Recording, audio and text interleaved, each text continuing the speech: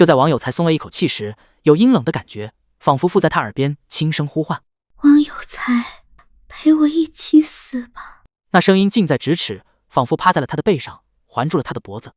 一阵阴风吹过，王有才顿时打了一个寒战。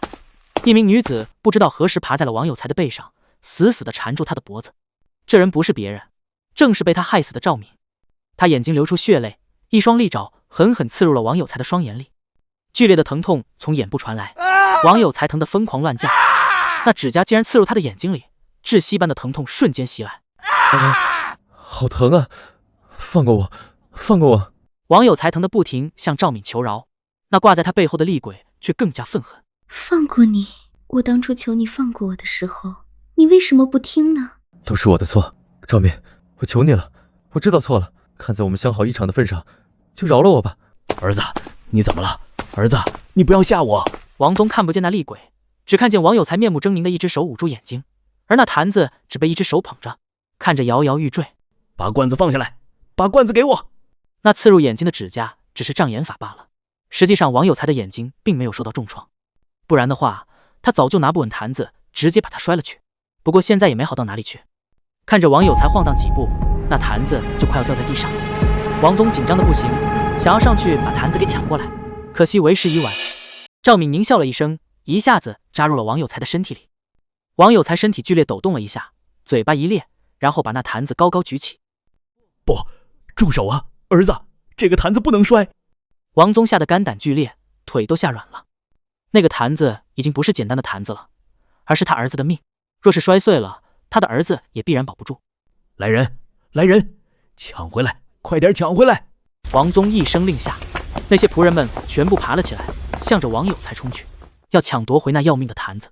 可惜来不及了，王有才把那坛子高高举起，用尽了全身力气，往地上死命一砸，碎片迸飞，里面的东西狠狠摔在地上，淤血与腐肉飞溅，恶臭弥漫开来。冲上来的仆人首当其冲被臭呕了，而那王有才喉咙里发出咔咔的怪声，身体居然飘到半空，像是被什么东西拉扯一样，胳膊、手、脚、脖子、头发，甚至是腰背都有无形的手抓在上面。给我，是我的。老人、女人、小孩的声音交杂在一起，爆发出了尖锐的嚎哭。救我！救我！此刻王有才终于恢复了清明，但已经来不及了。骨肉坛里埋骨肉，怨气冲天没得救。坛子已破，那里面横死的冤魂把王有才当成了布偶一样撕扯，用力，用力，再用力，噗！王有才变成了好几块。看见儿子惨死，王宗白眼一翻，气得晕死了过去。哇，少爷，怪不得你把坛子给他，原来这么阴啊！老仆趴在墙头赞许，看了好久的热闹。说什么呢？我才没阴人，我还好心提醒他们别把坛子摔了，他们自己不听，我有什么办法？别人看不见赵敏，我却看得一清二楚。在我把坛子交给王有才时，赵敏就趴在了王有才后背上，如同毒蛇一样伺机而动，而我只是给他制造一个机会罢了。更何况本来就是王有才自作自受，孽力反噬了而已，罪有应得。少爷，赵敏已经报完仇了，脸上流淌的血泪也变成了清泪，恢复了人类的样子，对我道谢。不必客气，你也了无牵挂了，该去投胎了。少爷，我好后悔，如果我当初不搭理那个人，没有落入圈套，结局是不是就不一样了？赵敏贪婪地看着我的脸，想要把我的面容死死烙印在脑海里。如果能回到以前，我能跟你成婚，给你生2个孩子，那该有多幸福。突然之间听到他这么说，我脸有点红，但随后变得有些悲伤。要是时光倒流，他或许就不用死了。人生哪有那么多如果，逝者已逝，应当向前看。赵敏，一会我给你超度，下辈子投个好人家，下辈子可千万不能自杀了。自杀痛苦的只会是你的亲人。好，下辈子我一定好好活着。赵敏哭着扑入我怀里，化作了光芒消散。此事告一段落。过了2天，江柔柔找上了门。少爷，我哥又……若是为你哥的事，就回去吧。江明不是个东西，害死了别人，全是罪有应得，我不可能帮他。江柔柔咬了咬下唇，她已经知道了来龙去脉，知道了他哥做下的错事，全部咎由自取。那帮我朋友处理一点麻烦好吗？这就是另外一单生意了。我立马提起兴趣。行，让他找我吧。来人居然在门口等着了，见我答应，立马进来。那是一个干脆利落、穿着骑马装的姑娘。少爷你好，我叫吴晴晴，很高兴认识你。吴晴晴是吗？你爹的事我可以解决。他们俩顿时瞪大了眼，立马追问。我还没说呢，少爷怎么看出来的？我笑了笑，说道：你父母宫灰暗，必是你父母出了点事。廉贞七杀与丑未宫，首级恶主脾肾，看来是你爹那边遇到了麻烦，而且恐有性命之忧。廉贞化忌见行煞，看来你爹身上的症状已经不是1-2天了。他们顿时更加激动了。吴晴晴更是握住我的手。少爷算的真没错，确实是我爹出了点问题。那就走吧，去仔细看看。我直奔主题，去往吴宅。来到富丽堂皇的吴宅，我率先看到厅堂中坐着的人，我还以为是吴晴晴的爷爷呢。眼前之人疲劳无力，头发花白，看着就衰老，浑身瘦弱，身体虚浮无力，眼下还有2个大黑眼圈。见我来了，颤颤巍巍起身，动作缓慢无比。吴晴晴立马上去搀扶，这才让对方站了起来，对我问了声好。不好意思啊，我最近身体越来越差了，诸位随便坐。这位就是通神真人秦元一的徒弟，好不容易请来的，帮您看看身体。吴文成本以为是普通的风水大师，却没想到听见了通神真人的名字，顿时大惊失色，也不顾身体怎样了，立马站了起来，想跟我握手。居然是通神真人的弟子，真是久仰大名，有怠慢之处，勿怪勿怪。你这丫头也不提前说一声，真人的徒弟我定要亲自过去，哪有请大师来见我的道理？说着，吴文成还剧烈咳嗽了一阵，身体似乎就因为这几句话，这一坐一站间就被消耗了个干净。吴先生不必客气，我不在意这些礼节。我看着吴文成的身体，骨瘦如柴的，红血丝爬满眼睛，眼下乌黑，看着就活不久了，何必让他动身来找我？一顿礼节折腾下去，怕是要提前咽气，并且我观他周身盘旋的不只是死气，似乎还有邪气围绕。寒暄了2句，我直奔主题，询问他是为何变成这样的。吴文成却支支吾吾的，看着有些为难，多了吴晴晴一眼，尴尬的向我开口：少爷，我们找个安静的房间说吧。这是要支开别人，跟我单独聊了。爹爹，有什么事不能当着我的面说的？我们走吧。我们一步去了书房，私下无人时，吴文成才算开口：说来惭愧，最近我天天做梦，梦见一个漂亮的女人缠着我疯狂。我怀疑地掏了掏耳朵，似乎听见了不得了的事。那个，你刚刚说什么？我是不是听错了？吴文成红着脸，这事本来就羞于启齿，更何况是面对小贝，跟小贝坦白这些私密事，实在让他有些不好意思。偏偏事关老命，只能豁出脸来，涨红着老脸，再说了一遍：少爷，这1个月来，我天天梦见那个漂亮的女人缠着我疯狂考核，我不愿意，她还打我。我不由得唏嘘：吴先生，人有欲望，人之常情，若是实在压抑，也会反映在梦里。见我误会，吴文成立马急了：不是的，不是的，我总感觉那不是梦，那触感与感受跟现实无疑，甚至醒来我都感到特别疲惫，根本不是梦一样。说着，生怕我误会他为老不尊，他立马指了指自己的白发：这才1个月，我的身体状况就急速下滑，我才40多啊，头发只有几根白发，现在全白了，看着老了好多好多，而且医生还说我的身体……吴文成声音细小，支支吾吾的含糊盖过，反正大概意思就是因为肾气不足，过度垢合导致的身体虚弱，若是再乱搞，就真有可能精尽人亡了。前面还是享受，后面就是被迫，那痛苦只有男人才会知道。还好他有钱，给自己疯狂买补品，什么鞭腰子、鹿血酒、人参，不要钱的吃。但即便这样，他也撑不住，半夜都不敢睡觉，硬生生把自己熬得满眼红血丝。我上去给他把脉，师傅教什么我学什么，医术也在其中。从脉搏来看，这吴文成确实到了油尽灯枯之下，肾气虚的马上就要弹尽粮绝了，估计再晚来1-2天就得以十分憋屈的姿态死亡。我压下嘴角的笑，尽量不让自己笑出声。这样吧，今天晚上我来看看是什么东西作祟，我先去买点驱邪的东西。好的，少爷，晴晴，快来送送少爷。吴晴晴立马自告奋勇的陪同，顺着我指示到了白市一条街。我们除了买纸钱、蜡烛、黄纸之外，我还买了个纸人跟寿衣，其他都好买到，只是寿衣我却特意要死人穿过的。啊，少爷为什么要买死人穿过的？有什么说法吗？用死气蒙混一下。我敷衍的开口解释，不打算详细说明。不过也巧了，刚好老板这里马上给我们找到了一件死人穿过的寿衣。就前面那个男人，他老娘死了，买了寿衣非要换，说到了2号，真是的。老板抱怨的喋喋不休，指着前面那个买花圈的男人。那是一个中年人，看着赤贫，穿着并不富裕，但是身上却缠绕着一缕不祥的气。我上去询问，大叔，冒昧问一句，你亲人是怎么死的？这确实很冒昧了，要不是我还是个道士打扮，那大叔就比我2拳了。病死了，怎么了？他口气不好。没事，我就随便问问。我是风水先生，擅长迁坟，或许以后帮得上忙，到时候可以找我。男人不耐烦地皱了皱眉，但还是询问了我住的地址，然后离开。少爷，有什么异常吗？没事，我觉得他可能要出事，先留个善缘。时间很快过去，夜里，吴文成换上了死人穿过的寿衣，疲惫地睡去，而我躲在衣柜里留一个缝，目不转睛地守夜，等待那东西出现。到了后半夜2、3点时，我困得不行，都困得翻白眼时，吴文成的鼾声突然停了，一直以来的噪音突然停止，我顿时精神一振，困意消散大半，仔细看去，那吴文成被压在身下，呼吸急促，似享受又似痛苦的低吟，而他身上则是突然出现了一个粉衣服女人，身材曼妙，那小手也不老实。我顿时精神一振，握住天棚尺，从衣柜里出来，对准那女人脑袋就要偷袭。关键时刻，女人似发现了什么，一个扭头望。世界安静了。什么叫做回眸一笑？什么叫做倾国倾城？我的目光迷离起来，这辈子还是第2次见到如此美人。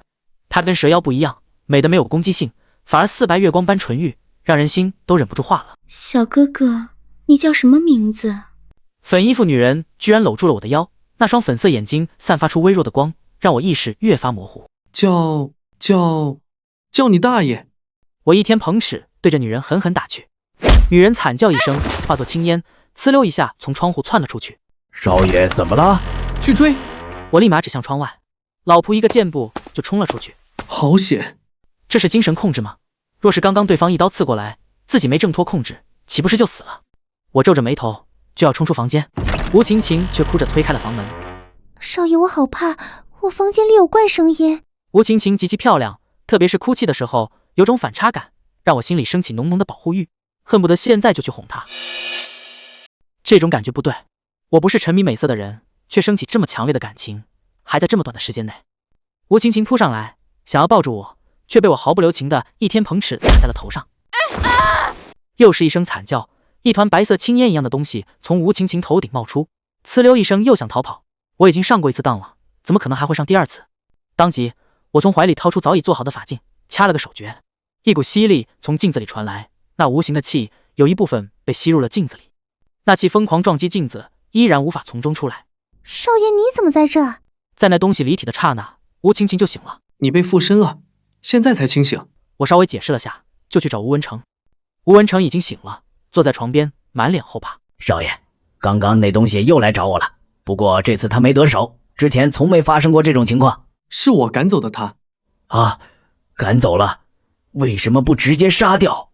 吴文成焦急极了，中年男人对于这种事情的恐惧实在深入骨髓，现在提起来腿都是抖的，恨不得现在立马把那东西打得魂飞魄散。他跑得快，只抓住了小部分，不过也足以把他引出来了。说着，我就在镜子上贴了一张符纸，那法镜里的雾气顿时冒出来了一点，拼命的想往外钻。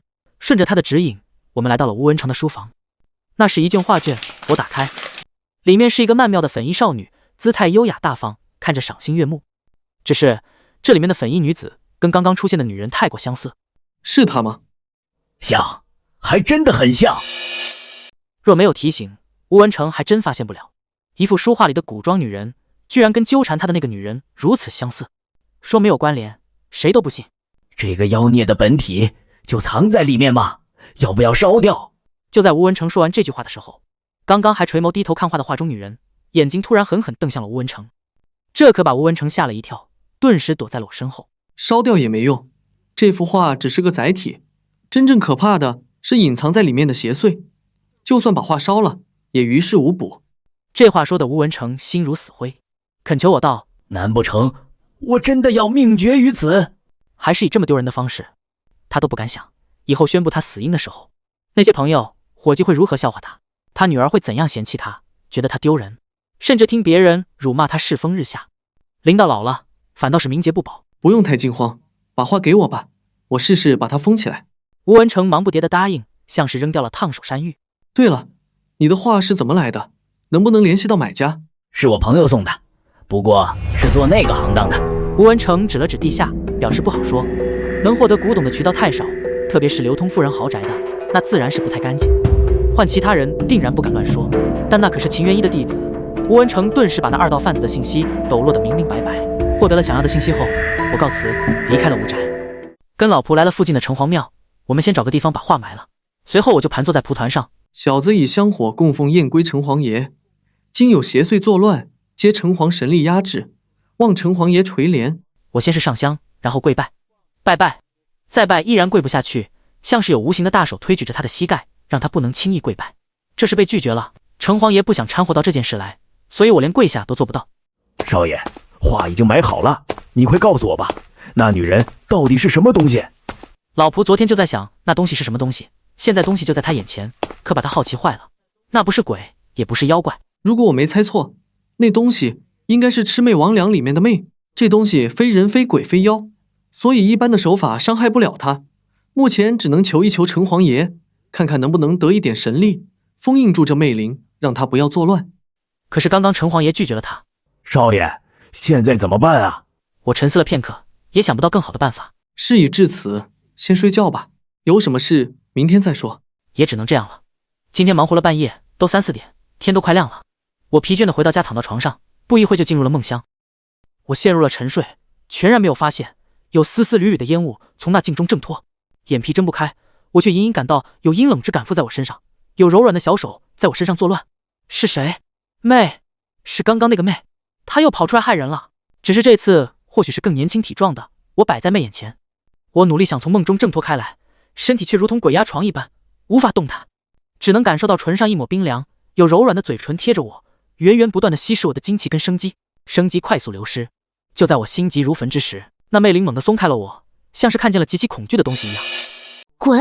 什么小小之辈，连我的所有物都敢觊觎！一声怒喝，吓退了魅灵。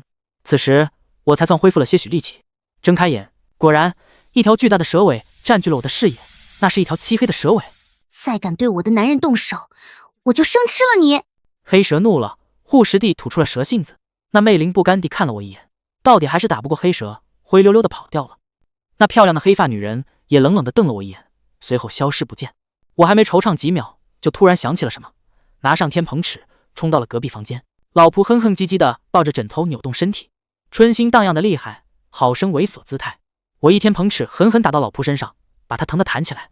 老仆这才从那梦里清醒。别睡了，再睡就被吸干精气吸死了。老仆不好意思地挠了挠头，老脸一红。这不是我自愿的啊，对方非要强暴我，我连反抗都反抗不了。老仆扭扭捏捏，跟个备受委屈的小媳妇一样，还不忘解释一下自己的清白。更何况还没怎样呢，那魅灵就被少爷吓跑了。看样子这是意犹未尽啊，你还挺失望是吗？我恨铁不成钢的要再给他几尺子长长记性。老仆却岔开话题，那画埋在城隍庙完全不管用啊，那魅灵不仅没被封印，还来偷袭我们，这该怎么办？总不能以后都不敢睡觉吧？先去把那画挖出来再说吧。我和老仆立刻动身去了城隍庙，挖了许久也没有挖到那幅画。我记得我就埋在这里了啊，怎么突然没有了？当初埋得不深，现在已经沿着那痕迹挖很深了，也依然没有。被偷走了吧？此刻门外突然传来吴晴晴惊慌失措的哭喊：少爷，你快来救救我爹吧，他突然快不行了，怎么办？我该怎么办？吴晴晴已经被吓到六神无主了，说话都颠三倒四的。是魅灵。我跟老仆对视一眼，一起驾着马车直奔吴宅。少爷，求你救救我，那女人又来强暴我了，我感觉再来一次我就要死了。吴文成是真被折磨惨了，见我到来直接抹眼泪，哭得可怜兮兮。其实那女人也来找我了。什么？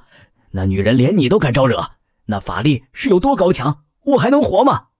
求求你少爷，救我一条老命吧，我不想死，你要多少钱我都给你，我还没活够，我不想死得这么憋屈。吴文成情绪激动，上来就抓住我的衣服，爆发出了强烈的求生欲。你先冷静一下，带我去你书房看看。我连拉带拽的把吴文成弄到书房，刚一打开门，我们几人就惊呆了。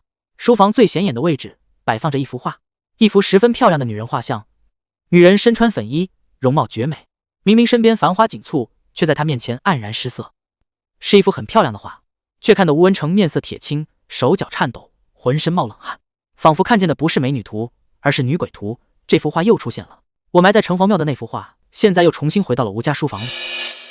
吴先生，你看看还能不能联系上当初卖你画的那个人？吴文成忙不迭地打发人去找，可都杳无音讯，把吴文成急坏了。走，我们去古玩街找他。事关生死，谁能淡定？我们马不停蹄到了古玩城场的其中一个门店，店面里一个年轻小哥躺在摇椅上睡午觉。老林人呢？让他出来！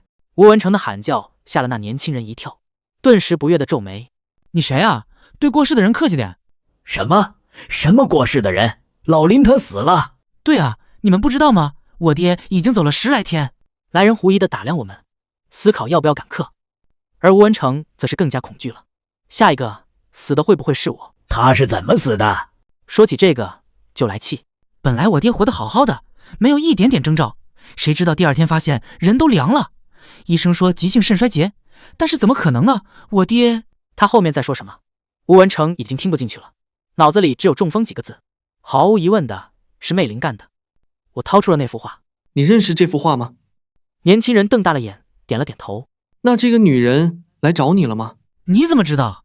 吴文成冷哼：你也等死吧，跟你爹一样被这个女人玩死。你这话什么意思？什么叫做跟我爹一样死？我爹不是生病去的吗？事关生命。那年轻人急了：还不是你爹干的好事，把这幅画卖给了我。那女人跟病毒传播一样，凡是见过这幅画的人都被纠缠，直到惨死。我不知道啊，我只知道这个女人自从我爹死后，每天晚上来找我，别的我就什么都不知道了。年轻人，老爹死了也有10来天了，刚开始2天还好，年轻人还以为艳遇，很是期待，但是后面越来越不对味，一天最少5次，甚至7、8次，每次腿都是哆嗦的，那已经不是享受了，那是受刑。偏偏他又不能控制身体，搞得他眼下乌黑，这几天根本不敢睡觉，生怕被那个女人强上。那你这幅画从哪里收的？要是知道根源，没准有转机。是从一个老头手里收的。我们这就过去，驾着马车，我们前往了那人家里，这里距离那个地方不远。可是年轻人一上马车，眼皮就开始打架，他被魅灵吓怕了。这些天为了不死而强忍着没睡着，熬了好几天，现在终于熬不住了，头一点一点的。不一会后面就传来了鼾声，他睡着了，我不以为意。只是没一会就传来了老仆惊恐的声音：少爷回头啊！老仆颤颤巍巍地指着后排车座中间，那里一个粉衣少女正柔弱无骨地爬在年轻人胸口，上下其手。白天也敢出现吗？我始料未及，当即就甩出一道符咒。符咒接触刹那，那粉衣女子化为青烟，又溜了。那魅灵青天白日地就敢出现，我顿时有了不好的预感，立马差人给吴文成传话，告诉他没有我的命令不许睡觉。吴文成马上答应，今天无论如何都不能睡觉了，毕竟谁知道那魅灵会不会再闪现过来，狠狠折腾他。来到那老头家里，这里全是垃圾，臭气熏天，房门没有关。我们一进去，更大的恶臭就席卷而来。什么味啊？我捏着鼻子，不想再踏入一步。年轻人却是惊呼一声，差点被吓尿了裤子。尸体，有人死了！他指着床榻上的人形，上面密密麻麻的蛆虫蠕动，浑身烂肉，不知道死了多久。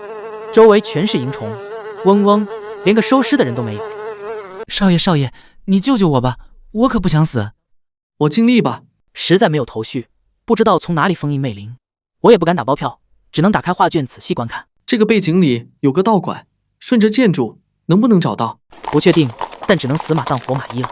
我们驾着马车寻找一个又一个的道馆，直到天色由大亮到了昏暗无光，也依然没找到画中的道馆。少爷，是不是那个道馆已经拆除了？毕竟那画卷看着挺古风的，应该有些年头了。话未落，我们驾着马车拐到了一条偏僻小路。你们看，那个像不像？那是一处破败的道馆，荒无人烟，不仅墙皮脱落，瓦片乱掉，连地面上都是半米高的杂草，平常人都不敢靠近，生怕里面有蛇。而我目标直指那道馆，像吗？吴文成看了半天都看不出来哪里像了。不过我都下车往里面走了，他们也只能跟上，只能跟在我后面。走进了那破败的道馆里，里面没有太多怪异的地方，只是那井下似乎有点东西。井水早已干涸，跳下去似乎还有一个洞通向何处，这大概率就是那魅灵的老巢。我打点燃火把，往里走数米，突然看见一口棺材。啊！年轻人倒吸一口气，而我也是盯着那尸体。手里更是拿着一本书。我打开一看，全是记载的魅灵的事。他是一山野老道士，因为地处偏僻，所以过得还算安稳。某日下山采买，路上遇到一对母女。那妇人身穿华服，但看着气若游丝，身上有刀口源源不断的流出血，马上就要咽气。而那女儿年仅9岁，哭泣不止，见人就磕头，恳求对方救救自己母亲。如此纯孝，如此可怜，贫道不禁动了恻隐之心，上去帮忙。可惜那妇人失血过多，已经没有救助的可能。濒死之际，那妇人只能拉着我交代后事。那妇人身份果然尊贵，可惜遇到山贼，全家男丁断绝，就剩母女侥幸存活。夫人濒死恳求，甚至死不瞑目，眼睛都合不上。道士心软，同意收留，那夫人才算瞑目。女童聪明，名叫司逍遥，几乎过目不忘，且有慧根在身。贫道欣喜，收她做弟子，带在身边教导。不过10来年，逍遥就出落得亭亭玉立，容貌堪称绝色。久而久之，其他徒弟们就起了别样心思，追求逍遥。可惜逍遥全然拒绝，而是坚持黏在我身边。门派不经婚嫁，初时贫道心无杂念，但日日相处，却生了别样情愫。更巧，我偶然得了一本禁书，双修功法，以女子姻缘修炼，对修行之女损耗极大，不仅折损修为，甚至连性命也有可能害了去。但贫道被贪念蒙蔽，竟走向了万劫深渊。贫道与逍遥修起了双修之术，初修之时，贫道直觉精神百倍，头上白发转黑，皱纹变少，容貌也年轻些许。反观逍遥，倒是像被我吸干精气，不复往日美貌，皮肤蜡黄，身体瘦弱，萎靡不振，时常困倦。贫道被好处所蒙蔽，全然不顾逍遥的身体，强行修炼3年，逍遥就撒手人间，彻底断绝生机。见逍遥逝去，我只能为其安葬。但不过头七，馆内接连发生怪事，我那几个徒弟皆在梦中死去。如此古怪，让贫道疯狂翻阅古典，终于找到源头。逍遥是难得一见的修道之人，本就聪慧，此时含着怨气惨死，竟化为魅灵，潜入男子梦境，蚕食他人精气阳气，直到那人惨死。无人是他对手，馆内弟子全部惨死，周围村落也惨遭毒手。我知道他最终目标是贫道，既然是由贫道贪念而起，自然是由贫道而终结。贫道费尽毕生所学，与魅灵同归于尽，但终无法消灭对方，只能封印画卷之中，藏入贫道棺木。希望自此一切罪孽能彻底结束。看完我不禁有些唏嘘，即便是报恩，也不是这么报的呀。哎，这是什么？那年轻人好奇地拽下尸体头上的大印，拿着手里查看。谁让你碰尸体的？一向礼貌的我忍不住爆了粗口，差点气炸。那东西是能随便碰的吗？老白，快点带大家跑，等一会儿就来不及了。怎么了？怎么了？那年轻人还反应不过来呢，还傻呆在原地。那玩意尸变了，你把它封印解开，再不跑就等死吧。不怕神一样的对手，就怕猪一样的队友，才一会没看住，那男人就犯着这么大的错误。我此刻恨不得生吃了他。果然，那棺材里顿时传来了诡异的咔嚓声。老道士的身上突然长出了大片大片的白毛，甚至连指甲也瞬间长长了，像是匕首一样锋利坚硬。他画僵了，我立马咬破舌尖，一口心头血喷出，同时符箓贴在他额头，画了一个阵法。定！老道士僵硬了一下，身上被我血喷洒的地方白毛褪去，但没过一会，竟又密密麻麻的冒出，甚至一双眼睛竟也睁开了。那是一双漆黑的眼睛，没有眼白，瞳孔扩散地占据了整个眼珠子，一眨不眨地盯着我。真是怕什么来什么，这僵尸凶得厉害，一个用力竟如同熊一样迅速扑来。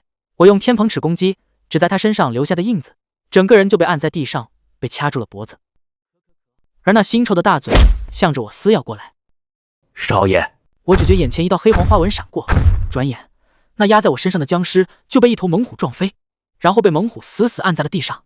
那是少爷，我快撑不住了。老虎口吐人言，我来不及思考，直接掐了一套3层雷击诀。落！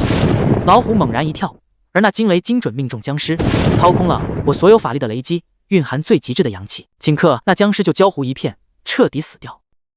你们没事吧？猪队友们居然折返了回来，一回来就看见老仆光着屁股蛋子，不着寸缕，而那老虎已经不见。我捡起地上掉落的大印，突然命令年轻人现在就睡觉。啊，现在吗？会不会把他引出来？睡，就是要引出来。若是之前我还没办法，但大印在手，封印起来10拿9稳。果然，年轻人一睡着，那魅灵就出来了。出来刹那，前后左右上下全部被金色阵法给封住，并且不断收缩。天罡阵的出现，让魅灵的漂亮的脸蛋上头一次出现了恐惧的神色。天罡印散发出耀眼的光，想必用不了一会就能把魅灵重新封印起来。不要这样，我有什么错？为什么要这样对我？魅灵哭泣，眼泪像断了线的珠子一般滑落，哭得特别魅惑，特别有美感。吴哥哥，你不是说要保护我吗？为什么要伤害我？吴文成扭过了头去，男人在床榻上说的话怎么可能当真呢？见老男人不靠谱，魅灵又转头向了年轻人。成哥救我，你难道忍心看我死吗？当初那些誓言算什么？粉丝的眼睛散发出光芒，让年轻人顿时眼神迷离起来，被操控了心神。啪！我一个天蓬尺下去，猪队友捂着头别开了眼，还顺带捂住了2只耳朵。魅灵视线又扭向了老仆。瞅我干啥？你再瞅一个试试。这老虎精还是东北老虎，对媚眼视而不见，还当成了挑衅。魅灵脸都快耷拉下了，就剩下我了。他连试都不试了，毕竟我身边已经有一个绝色佳人了，不可能被他所迷惑。在强烈的不甘跟怨恨里，那法器大亮，继续收缩，直到把他彻底封印到大印里。他很可怜，但是他害死了那么多人，那些死掉的人难道不可怜？还是封印起来吧，免得为祸人间。结束了。直到我说完，二人这才敢把心放到肚子里。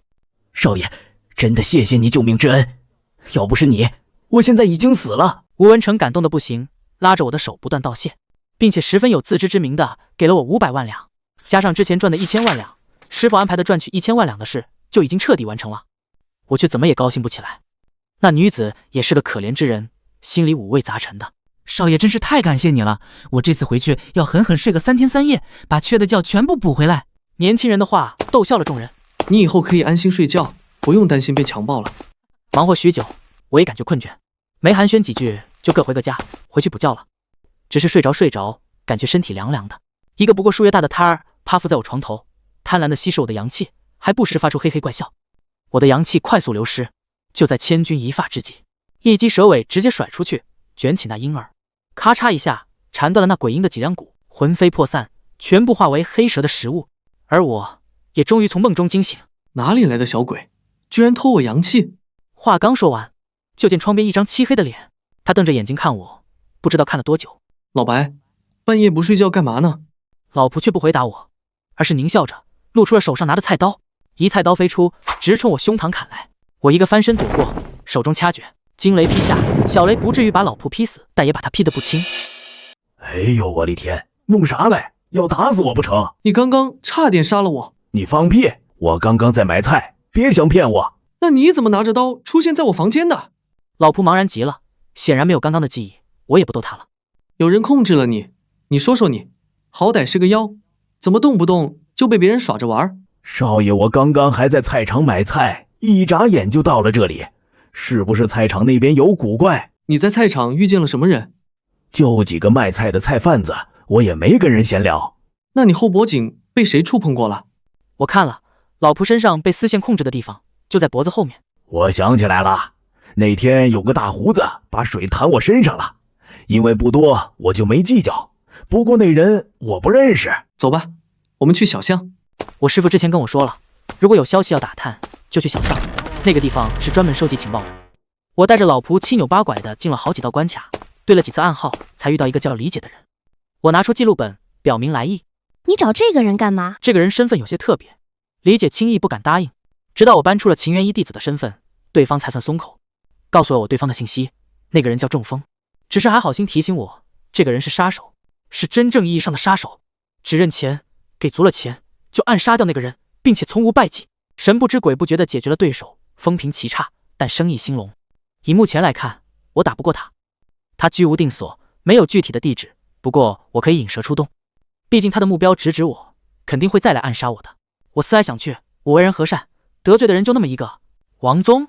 王有才罪有应得，害死了自己，但王宗肯定把这笔账算在了我头上。告别了李姐，我回了隔壁，把令爷爷家的8哥借来。少爷，借这个干嘛？问这么多干嘛？一会就知道了。令爷爷住在隔壁，虽然平时看着是个普通的老人，但是跟我师父是挚友，那身份自然也不太平凡。令爷爷爽快地答应借8哥，只是叮嘱我一定要换回来，不然把我打成8哥。我点头应是，提着鸟到了王宗别业外。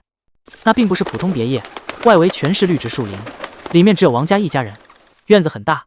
我不打算冒险，而是叮嘱老仆看好我的肉身。是了，我打算把一缕神魂附在8个身上，飞过去好好看看。过程很顺利，我拥有了鸟的身体，扑腾着翅膀，寻找到了2人所在的凉亭。王宗端着一杯茶水一饮而尽。那小子还没死吗？王先生别着急，是我小看了那小子，他到底是秦元一的徒弟，得了他些许真传，躲过了这次。不过他也不可能次次躲过。先生您放心大胆去干，只要您能杀掉他，要什么我都给你。王宗咬牙切齿，他子嗣单薄，这辈子就这么一个儿子，从小当宝贝疙瘩的宠，从没舍得打没舍得骂，而那个小子却敢害死他儿子，还是以这么残忍的手段。王宗想到这个就气得牙痒痒，恨不得跟我同归于尽，全然忘了自己做了什么。接下来先生打算怎么做？这是我炼制了3年才成功的毒药，只要滴下去，接触对方皮肤，我敢保证对方用不了3天就会肠穿肚烂而死。先生已经失败过1次了，那小子比兔子还精，必然起了防备之心，想再给他下毒，实在难上加难。这个简单，你之前不是说你儿子跟那小子是同窗吗？想必他还有其他同窗，随便收买个同窗，把东西投入他的食物里，总能成功。只有千日当贼的，没有千日防贼的。只要有耐心，一旦被加料了，上当那么一次就得付出生命的代价。真是老奸巨猾，我控制着鸟飞到了他们头上，然后括约肌一松。啊，什么东西？死鸟，我要把你嘴缝起来。8个说话有点生硬，但能听出在骂人。我高空抛掷到他们头上，就马不停蹄地飞走了，还顺带骂他们一顿，可把2人气得不轻。8个鸟回到肉身上，神魂归位。怎么样？那老东西真藏在他家里吗？对，就在里面，甚至怎么害我都谋划好了。俩老瘪犊子玩意。老仆说了一大堆不能过审的脏话，随后才问我里面什么情况。他们打算对我下毒，买通熟人，把毒药加入我的食物或水里，或者干脆涂抹到我身上，神不知鬼不觉地毒死我。那怎么办？万一得手了就糟了。要不要在家住几天，不出门了？我摇了摇头，就算这次闭门不出，让他们放弃下毒，他们也会耍起阴招，到时候敌在暗我在明，不知道对方耍什么阴招，反而更加束手束脚。不如这次就引蛇出洞，把他们直接打死。第2天，我们把8个还给了令大爷，大爷还说随时可以找他帮忙兜底。我笑笑谢过，转头就让吴晴晴给我买了大量的草药。吴晴晴虽然不解，但是照做，她效率杠杠的，加上我让她保密，她就嘴严，把草药包装一番，瞒过了所有人，送到了我这里。而我则是天天泡上了药浴，各种草药熬煮成水，浸泡洗澡，让自己短期内对毒素免疫，不再受中毒之苦。少爷，外面有人叫你。谁？单君鹏。我的同窗，在这个时间段来找我的，必然就是王宗安排下毒的人。一见面，单君鹏热情万分，还想给我一个拥抱，被我避开了。他尴尬一笑，想与我寒暄，我却不给他这个面子。你来找我来有什么事？这不马上就要东奔西走了吗？我想见个面，咱们好好喝一杯，跟老同窗道个别。你确定是道别，不是给王有才报仇的吗？我此言一出，空气顿时安静了。单君鹏愣了好久，才勉强扯出一个笑容。你说什么呢？我听不懂。我记得你是王有才最好的朋友。那都是过去式了，年纪小不懂事，你看着。对方冲了过来，强行握住了我的手。我真没别的意思，不想吃就不想吃吧，我走就是了。成功了。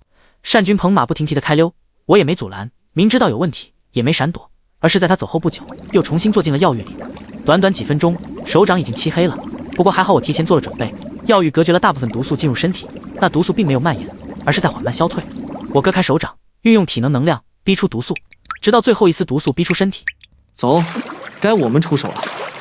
是，少爷。接下来寻找到那大胡子男人，然后打。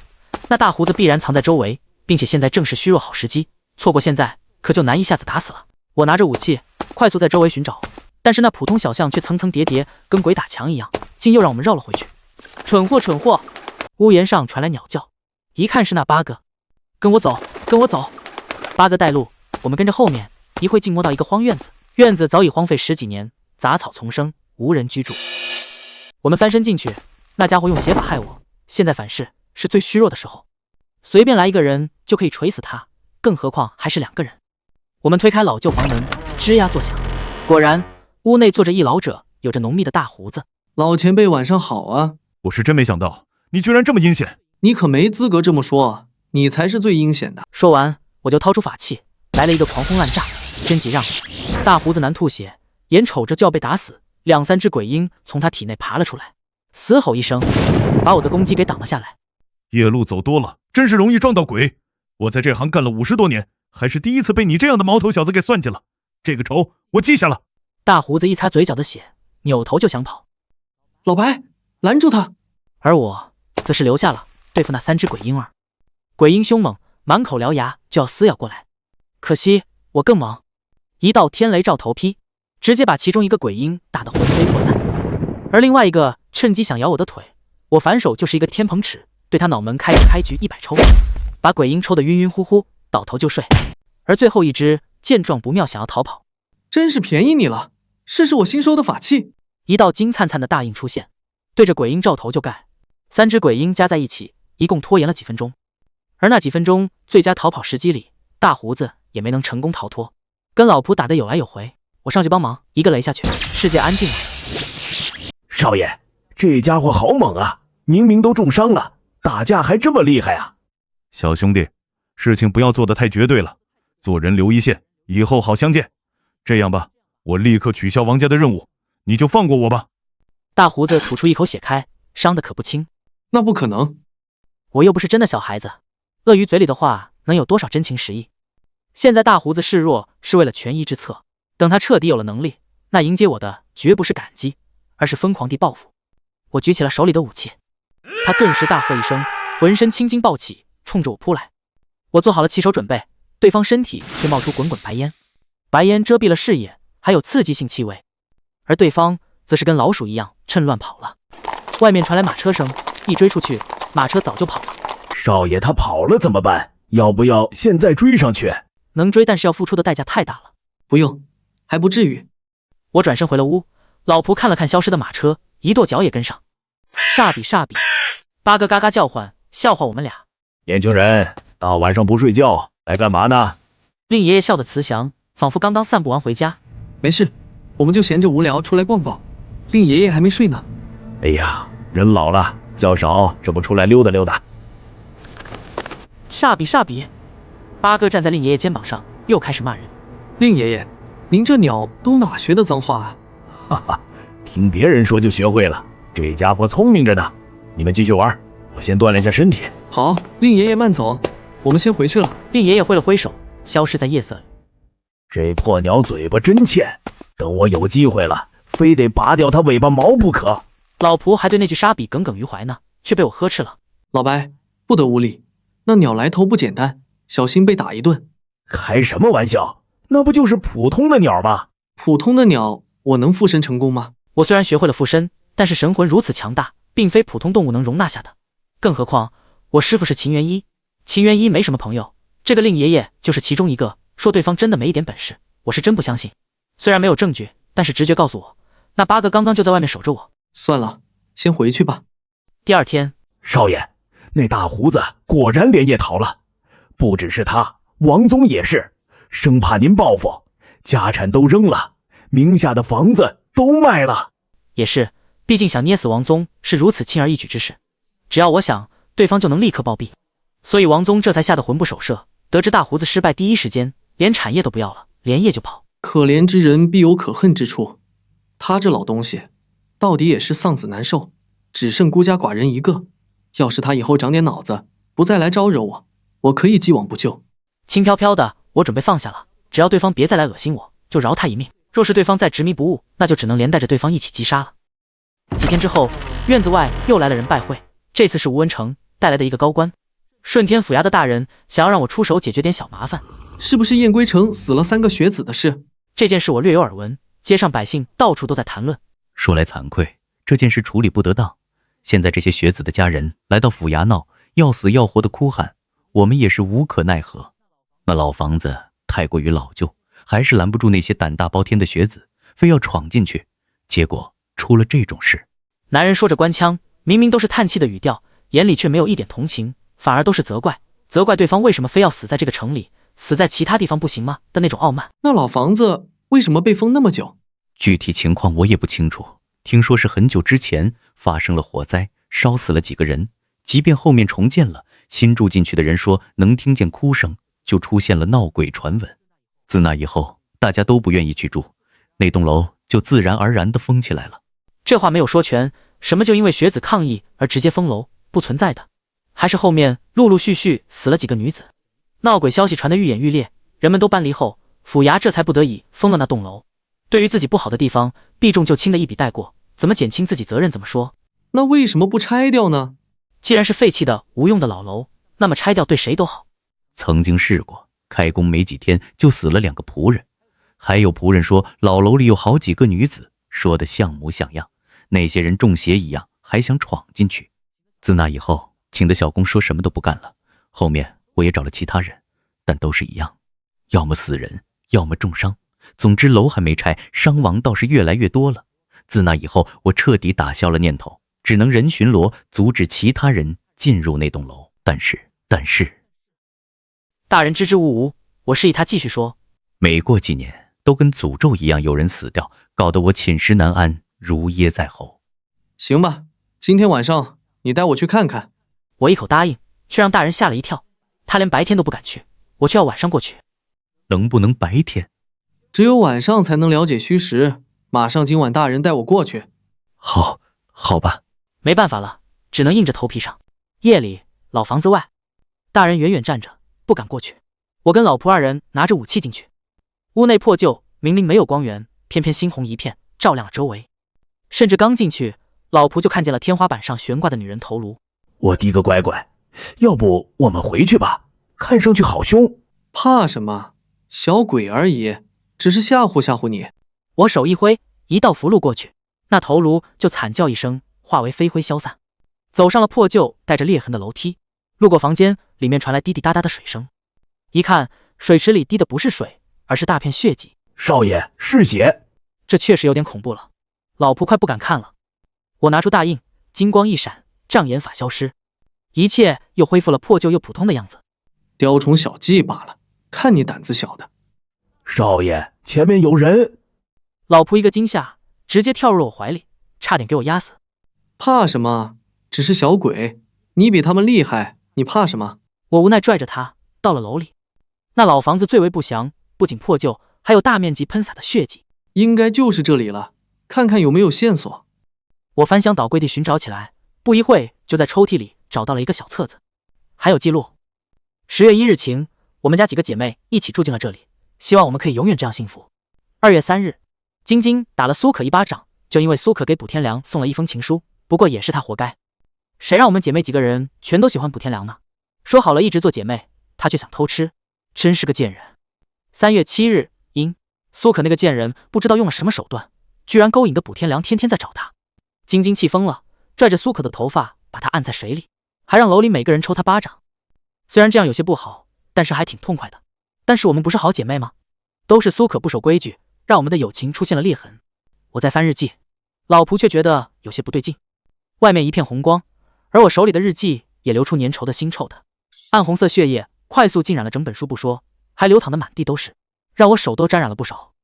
36计走为上计。跑啊！可是少爷，我们还没调查清楚呢。还调查呢？你想被群殴啊？我拉着老仆就要离开，楼梯口却被几名女鬼堵住。女鬼狰狞，张开血盆大口向我咬去。大印！我喊一声，金光浮现，那强烈的金光自带灼烧效果，让女鬼们疼痛的后退。我也趁机带着老仆快速离开这里，只是还没走多久，就发现楼梯口被头发堵住。是的，被头发堵得死死的，那头发仿佛活物，还在蠕动着，像是终于锁定了目标，快速向我们缠绕而来。路又被堵住了，再换地方。我们狂奔，这次前面没厉鬼跟头发了，只是站着一个拿着刀的鬼木偶。鬼木偶娇小，却拿着尖刀向我扑来。我一脚下去，仗着腿长优势，直接把他踹飞3米远，完全无视了对方，向前跑。少爷，我动不了了！老仆大喊。一看，那个鬼木偶死死地抱住老仆大腿，不肯松手。滚！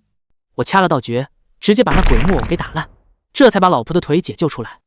不过耽误了一小会，后面的头发就追了过来，跟潮水一样，直接贴着天花板，满满当当的，看着能把人淹死的那种窒息感。我没办法，只能接连施展雷诀。天雷滚滚，金色闪电凭空出现，打在那头发上，顿时传来焦糊声一片，而那头发也在天雷下迅速消散大半，但仍有生物，灵巧敏捷地躲过，像是蛇一样分开数道地避开天雷。我跟老仆抱着天罡印，已经看见了生路。这里是2楼，我们俩体质都与常人不同，从窗户跳下没事，老仆已经率先跳下，平稳落地，而我一个起跳，却突然栽空。什么东西？有几缕黑色的长发缠住了我的小腿，让我没能成功跳下，甚至把我倒吊着往老房子里转。而那些女鬼们也马上赶来了，我努力扭转着身体，但是还没碰到，那头发就化作尖刺，想要刺穿我的身体。眼瞅着就要血撒当场，一条蛇尾挡住了那刺来的长发，黑蛇吐着蛇信子，把我圈入怀中。那漂亮的脸蛋上都浮现出蛇鳞，因为愤怒，对着那头发一撕扯，头发瞬间撕裂。他愤怒极了，把我随手一甩，扔到了楼下。还好老仆接得快，没让我摔地上。然后就是一阵撕扯、殴打与厉鬼喊叫声，他们似乎打得很欢，连带着红光都跟着暴涨。不过显然还是我拖了他后腿，他的神魂还不稳，没办法长期出来，没一会儿就得回来，免得我跟着遭罪。那些红衣女鬼似乎打了胜仗般对我虎视眈眈，但是无法从老房子里出来，只能死死盯着我，垂涎我的血肉。你们等着，我迟早灭了你们！我撂下了狠话，暂时离开，远离了老房子。大人不知道从哪里冒了出来，对着我谄媚道：“大师，事情解决的怎么样？处理干净了没有？”抱歉，这栋楼的厉鬼太凶了，我今天没有搞定他。毕竟那不止1、2个，而是一群。听见这话，大人脸上顿时惨白了起来。所有死在鬼楼里的人都变成了厉鬼，加上这么多年的滋养，已经成了众鬼的乐园。要不是我还有点保命手段，差一点就折到了里面。那怎么办啊？这事儿解决不了了吗？那不至于，既然这事我已经接了，那我就会负责到底。若是实在解决不了，我还可以叫人。我师父可是天底下最厉害的真人秦元一，他只是云游1年而已，又不是不回来了。要是我实在解决不了，把师父摇回来就好了。要是我师父都解决不了，那天底下就没有人能解决的了。背后有靠山，我说话都硬气，能成功就成功，失败了也有人兜底。我还需要收集一些信息，你看看这个，能不能找到他们之前的信息？我从口袋里拿出那个记录本。这东西是？这是其中一个女鬼的日记。若是能查到当年发生的事，或许事情就好解决多了。可是光有本子怎么办？都过去30年了，也查不出什么来了。如果我没猜错，这应该是被烧死的那几个姑娘吧？既然是你的民众，就有档案，把他们档案挑出来。若是有当事人最好，一个叫晶晶的，一个叫苏可的，特别是苏可，重点留意一下。还有这个老楼的女子没有全部烧死吧？还有2个幸存者也一并找出来。只有了解这个鬼楼的怨气是怎么形成的，才能对症下药，想办法解决这栋鬼楼。大人点头应声，表示会立刻去查这件事。最好快点，这鬼楼怨念太深，若是晚了冲出来，可就不好收场了。什么？他们居然能出来？一听见这话，大人大惊失色，瞳孔都放大了，恐惧的直哆嗦。他是见识过厉鬼的恐怖的，要是真出来了，这个城里还能有幸存者吗？对，他们能出来。虽然现在还是地缚灵，不能离开这栋鬼楼，但能量一旦够了，挣脱了束缚，那可就……话没说完，大人就吓得连滚带爬的连夜去查资料了。我回家睡了一会，天刚亮就被门外的仆人吵醒。是大人，把资料找出来了，几个女子的资料都有，还有2个幸存者，只是可惜幸存者死了1个。据说是当初他执迷不悟，非要闯入被封禁的老房子，然后就惨死在里面了。而唯一的幸存者现在也生死未卜。他生病了，在火灾发生前正好出去，躲过了火灾，后来去了外地，不知道现在什么情况。我让大人去找这唯一的幸存者，大人立马动身去了外地。少爷，有个陆风水师找你。风水师？同行找我，这倒是稀奇。我立马答应，请人到了屋内。那人是一个矮小的老年人，笑眯眯的，一开口就是寒暄。小子长得真快，感觉之前还是小不点儿呢，现在长这么大了。您是？我已经记不清他是谁了。我是你陆爷爷，你师父派来的。师父？对，他算出你有点困难，让我来帮你。我顿时双眼放光，我师父派来的人肯定有几把刷子，至少比我这个新人强些，能有陆爷爷帮助，鬼楼这件事或许没那么棘手。我需要化阵，稍微布置下，趁着他们还没跑出来，一举拿下。强攻不行，那我就用阵法磨死他们。恰巧阵法也是我擅长的，只需要布置1、2，用人的灵气注入阵法，激活法阵，就可以源源不断的消磨死他们。我忙得热火朝天，满心计划着如何布置阵法，而那黑色蛇尾也有一下没一下的打在我小腿上，痒痒的，但是并不讨厌。这只是众多冒险中的一个，以后还有更多的故事等着我去发现。这样想着，我的心情也平缓了很多，期待着下一次的大冒险。